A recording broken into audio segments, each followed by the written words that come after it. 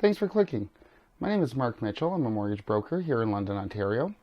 And today I just want to go over the changes to the stress test that were announced yesterday and what impact or what effects that will actually have on the affordability of real estate for the average household in London, Ontario. There was a few announcements in the weeks ahead that OSFI would be changing the stress test for uninsurable mortgages. So that's mortgages that have qualified at 30-year amortization, or mortgages which are refinances. So that's when you take money out of your home. Yesterday, after OSFI's announcement, the Chrystia Freeland, our finance minister, actually announced that Canada would be making changes to their insured mortgages as well. So an insured mortgage is when you put anything under 20% down. That's known as an insured mortgage, and the the Government of Canada is actually changing how that's qualified, as well as uninsured mortgages. So insured and uninsured mortgages are both changing. So I just want to briefly go over what that'll mean for buyers of London real estate in London, Ontario, and what that does for the average income in London and its mortgage affordability calculations.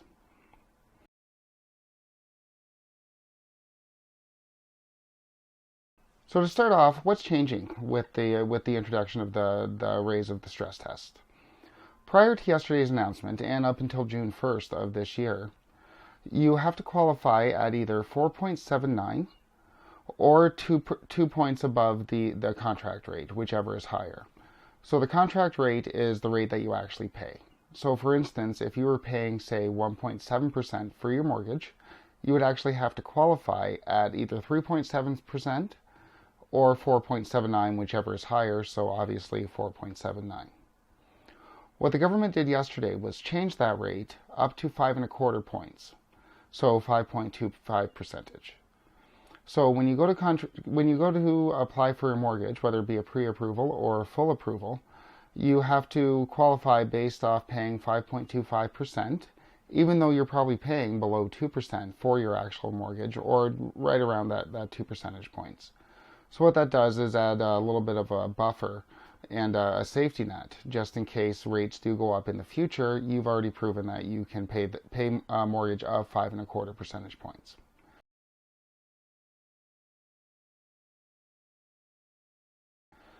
But what does that do to affordability in London? We've gone over in previous videos that the average household income in London is $111,250. When the stress test rate was at 4.79, with minimum down payment requirements, the average household, assuming no debt, could afford to purchase a house of $540,000. However, with the introduction of the new stress test of 5.25%, that amount is lowered by about $20,000 to $520,000 purchase price in London.